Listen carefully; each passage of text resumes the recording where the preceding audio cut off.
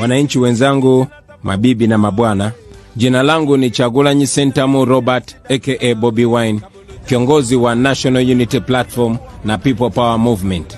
Na washukuru zaidi kwa kila kitu mnachofanya kujenga taifa letu Uganda.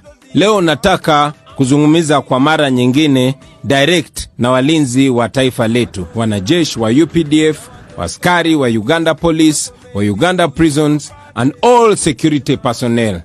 Ninawaangazia hawa kwa sababu hawa mabibi na mabwana wametumika kukandamiza ndoto za watu wa Uganda, kuzuia watu wa Uganda kupata uhuru wao. Hawajui kwamba nao pia ni wafungwa kama sisi, na tena hao ni wafungwa kushinda sisi kabisa. Mara nyingi ninapokutana nao, hata baada ya kuniumiza kwa kupokea orders from above, wananiambia nizidi kuwapigania na nizidi kupigania taifa. Najua siku moja lazima watajiunga na wananchi, na hiyo itakuwa mwisho wa uongozi mbaya. Siku hizi maisha wanajeshi wetu ni matatizo kabisa. Hii ni baada tu ya uhalifu kwa kutumia bunduki na uwaji wa kinyama. Mashambulizi ya wanajeshi wetu Somalia yanatukumbusha mahangaiko ya wanajeshi wetu walio nje ya nchi.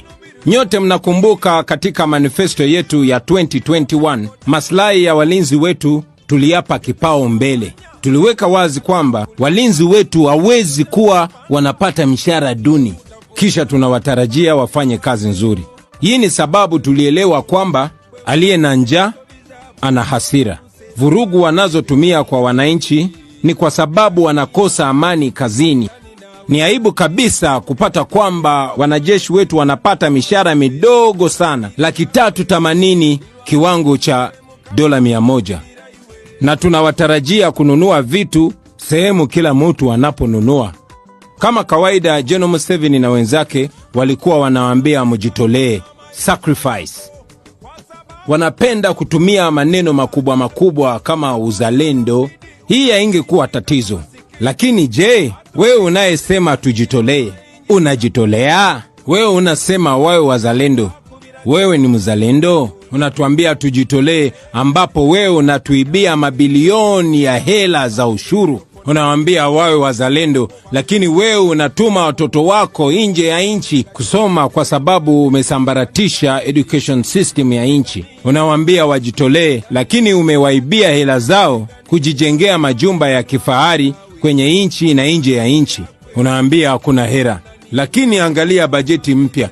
Mabilioni za hela zimepewa State House na Anita Among na Thomas Tayebwa. Wananchi wamekuwa wakishare picha za gazeti la New Vision kwenye mitandao, picha ambazo zinaeleza Speaker wa Parliament na deputy wake wanakula pesa za ushuru wa wananchi.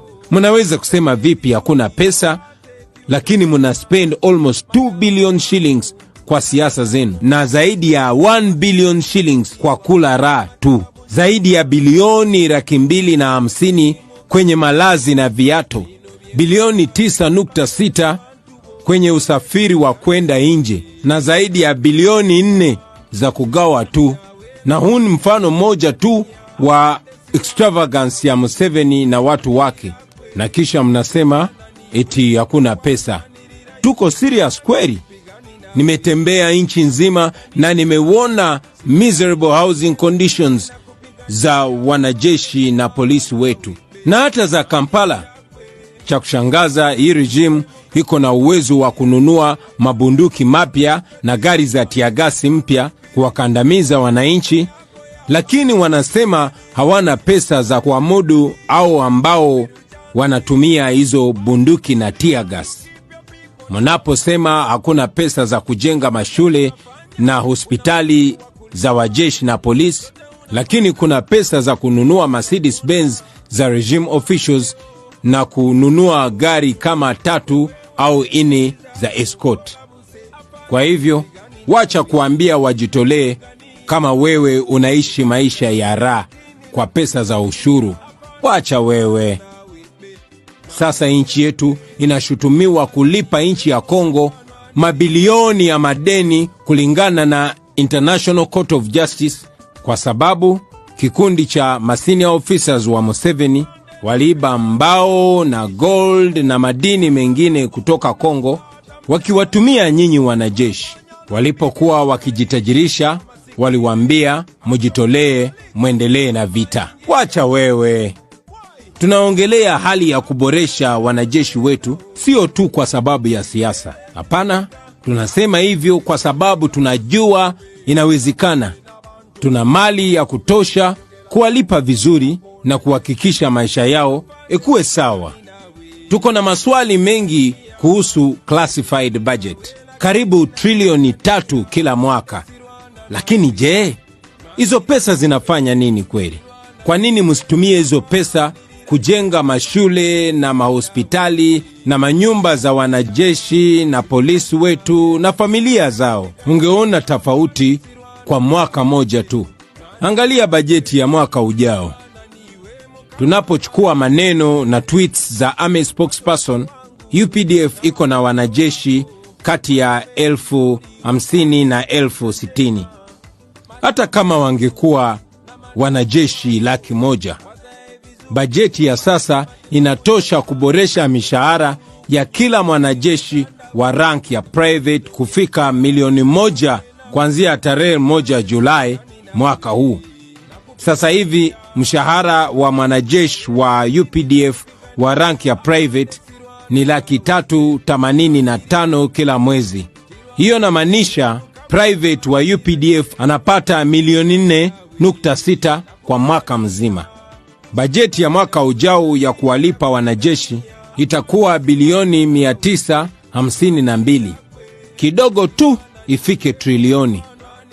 Sasa kama UPDF ingekuwa na wanajeshi 60,000 na kila moja wao analipwa milioni 1 kila mwezi, tungebaki na bilioni 250 ya kuwaongezea mishahara au wa maranka makubwa. Kwa nini haifanyiki? Well, kila mtu anajua answer. Kwa hivyo, struggle yetu ni ya haki na usawa. Tunataka kuwa na promotion za usawa, deployment za usawa na training opportunities za usawa. Hatutaki ubaguzi wa kabila na kilugha. Tunataka watoto wote wa walinzi wetu wapate masomo mazuri. Tunataka wake zao wapate matibabu bora kama wake za wale wanaowalinda. Tunataka jeshi yenye clear system ya kuingia na kutoka kama ilivyo katika nchi zingine. Kujiunga na jeshi haifai kuwa jela. Mtu awe na uwezo wa kujiunga na jeshi, aiserve muda fulani, halafu aendelee na mambo mengine, labda akitaka kujiongeza kijeshi. Na tuwape shukrani na retirement ya heshima. Haya yote yanawezekana tukiwa na government ya wananchi ambayo kazi yake ni ya kutumikia nchi na sio kukeep regime in power. Kwa hivyo na waomba mandugu na madada mufikirie mambo haya. Kumbuka kwamba hatupigani na nyinyi, tunawapigania nyinyi.